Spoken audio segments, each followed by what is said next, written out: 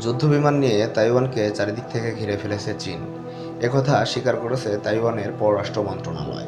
তারা জানান, স্যাটেলাইটের মাধ্যমে তাদের আকাশসীমানায় কয়েকটি F-16 যুদ্ধবিমান ও আরও কয়েকটি ফাইটার জেট শনাক্ত করতে পেরেছে। তারা আরও জানান, যে কোনো আগ্রাসন মোকাবেলায় প্রস্তুত আছে তাইওয়ান। চীন কয়েক মাস যাবৎ ধরে আমাদের বিভিন্ন এলাকা ও আকাশসীমানায় প্রবেশ করছে, রাজনৈতিক এবং সামরিক চাপ বাড়াচ্ছে। এটা কোনোভাবেই কাম্য নয়। এদিকে চীনের প্রেসিডেন্ট বলেন, তাইওয়ান চীনের একটি অংশ, এখানে যুক্তরাষ্ট্রের কিছুই বলার নেই।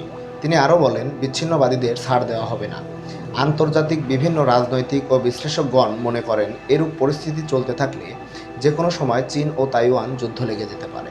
আর যদি যুক্তরাষ্ট্র চীন ও তাইওয়ানের যুদ্ধে যে কোনো পদক্ষেপ নেয়, তাহলে তা দাবানলের মতো ছড়িয়ে পড়তে পারে। অন্যদিকে ইউক্রেন, রাশিয়া, ইসরায়েল ও ফিলিস্তিন যুদ্ধ চলমান আছে। এমতাবস্থায় আরও একটি বড় যুদ্ধের সাক্ষী হতে পারে বিশ্ববাসী।